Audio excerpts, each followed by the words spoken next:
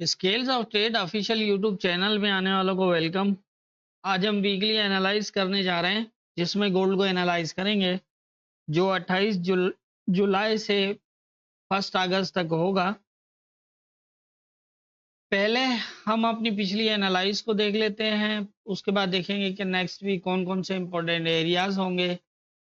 पिछले वीक हमने जब गोल्ड को एनालाइज किया तो तकरीबन 33-50 के आसपास था, और यहाँ पर मैंने दो पोजीशन ही आपको बताई थी कि अगर तो ये इस एरिया को स्टे कर जाता है तो यहाँ तक, और अगर ये एरिया ब्रेक किया तो उसके बाद 45 वाले एरिया से एज ए सपोर्ट बनेगी, और 3436 वाला एरिया इम्पोर्टेंट होगा। यहाँ तक जाने के चांसेस हैं, और यहाँ से अगर रिजेक्ट होगा तो ये नीचे की तरफ मूव कर सकता है। एक पोजीशन ये थी। दूसरा ये कि अगर ये ब्रेक करता है, नीचे क्लोज करता है और स्टे करता है, तो यहाँ से जो है वो ये तकरीबन इस एरिया को टेस्ट करेगा 3390 के आसपास, और यहाँ से फिर जो है वो फर्स्ट टारगेट हमारा 3275 है, और अगर इसको भी ब्रेक करता है तो फिर नीचे 3246 का एरिया।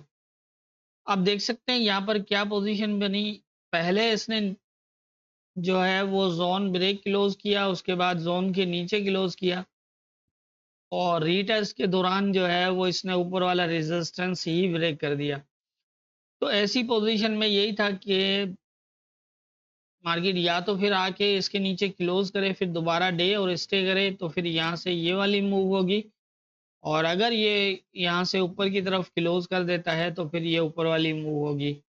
और यहाँ पर आप देख सकते हैं कि जिस जैसे ही इसने ऊपर क्लोज किया सपोर्ट के, तो सेकंड क्लोज जो है वो जोन के अंदर, और उसके बाद इसने फिर दोबारा सपोर्ट के ऊपर, और फिर यहाँ से सीधा 3436 वाले एरिया को, यहाँ तकरीबन 3438 का हाई लगाया, और फिर वहीं से रिजेक्ट हुआ।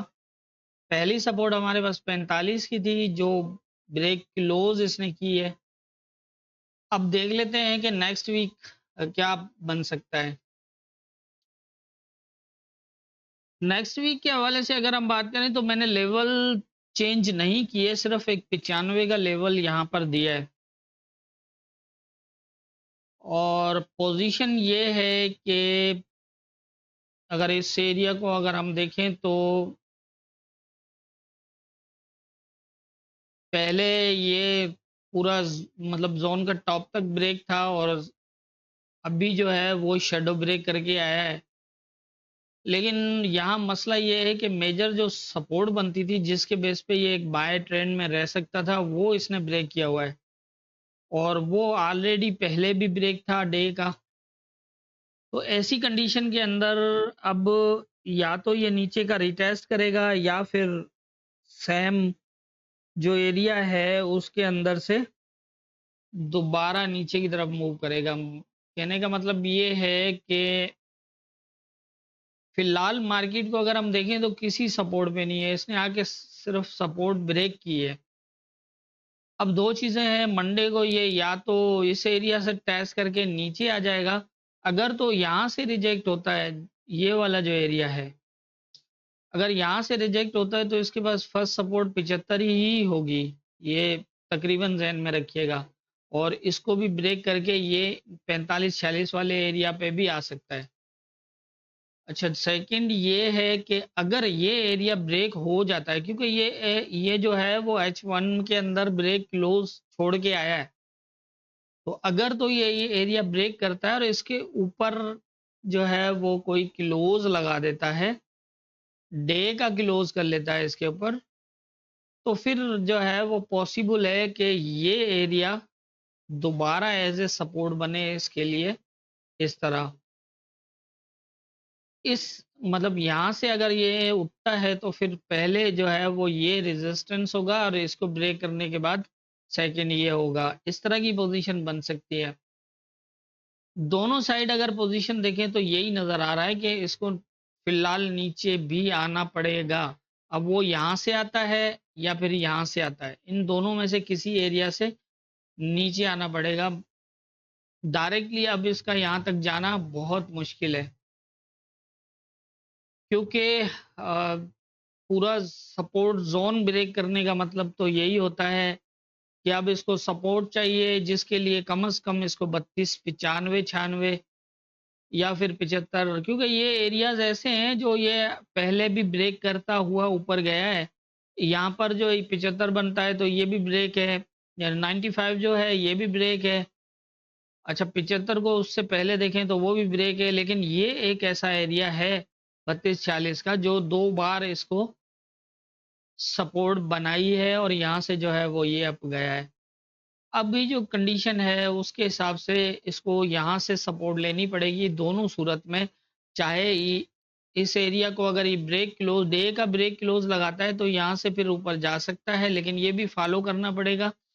हो सकता है कि 95 को ब्रेक करके 75 तक आए और फिर यहाँ से ऊपर जाए, लेकिन अगर इस एरिया से रिजेक्ट होता है तो कम से कम यही होगा इसका पहला। और अगर ये यहाँ तक जाता है लेकिन क्लोज ना कर पाया डे का, यहाँ से मतलब इसको टैच करता है और बिल आके क्लोज इस एरिया के नीचे कर देता है, तो भी सेम फिर यही पोजीशन बनेगी इस तरह। इस सूरत में भी यही होगा, क्योंकि ऊपर जाने के लिए इसको इस एरिया से ये जो 70 ये वाला एरिया है 77 78 वाला, इसके ऊपर अगर डे का क्लोज करता है तो फिर ये इस एरिया को एज ए सपोर्ट लगा के ऊपर जा सकता है। लेकिन अगर क्लोज ना करे, ऐसा भी हो सकता है जैसे मार्केट फास्ट यहाँ गई और क्लोज इसने डे का अगर आके नीचे कर दिया इसके, तो फिर नीचे के चांसेस ही होंगे फिर दोबारा अप जाने के मुश्किल होंगे। फिर हो सकता है कि इस एरिया को एज ए सपोर्ट बना के जाए तो जाए, क्योंकि नीचे बहुत कुछ ऐसा है जो अभी इसने बाकी रखा हुआ है। और देखते हैं कि ये क्या करने वाला है, क्योंकि एक तो ये वीक जो है वो मंथ क्लोज भी हो रहा है इस वीक में, तो इसलिए स्पेशली जो है वो ख्याल रखिएगा इन चीज़ों का। आप जानते हैं कि वीकली या फिर मंथली क्लोज के अंदर अनएक्सपेक्टेड मूव्स लगती हैं, तो ये वीक काफ़ी इंपॉर्टेंट रहेगा गोल्ड के लिए, क्योंकि मंथली क्लोज है और इसके अंदर बड़ी मूव भी लग सकती है। इसलिए लेवल टू लेवल मार्केट को फॉलो करिएगा। पोजीशन मैंने आपको बता दी है। मुझे यही लग रहा है कि इसको चाहे ये एरिया ब्रेक क्लोज करे तो भी नीचे आएगा, चाहे ये इसको टैच करे तो भी नीचे आएगा। ये शेडो, इस शेडो को दोबारा मेंटेन करने के लिए इसको ये वाली सपोर्ट चाहिए 45 वाली, क्योंकि इसके पास ये एक ऐसी सपोर्ट थी जिसके बेस पे ये मजीद बना सकता था, लेकिन ये ब्रेक हो चुकी है, इसके नीचे डे का क्लोज लग चुका है। इसलिए अब इसको इसको सिर्फ मेंटेन करना भी हो तो कम से कम ये वाली सपोर्ट चाहिए। लेकिन अगर ये ऊपर जा इस तरह से ये ऊपर भी जाता है, ये एरिया 95 को टैच करके अगर ये ऊपर भी निकलता है तो भी ये यहाँ से रिजेक्ट हो जाएगा दोबारा। 45 ये 35-36 वाले एरिया से दोबारा रिजेक्ट होगा अगर ये नीचे आए बगैर ऊपर चला जाता है, ये वाली पोजीशन बनती है। उम्मीद है मेरी बात समझ आ गई होगी। जितनी मेरी समझ है उसके हिसाब से मुझे गोल्ड में यही लग रहा है, बाकी होना क्या है ये तो ऊपर वाला बेहतर जानता है। दुआ में याद रखिएगा।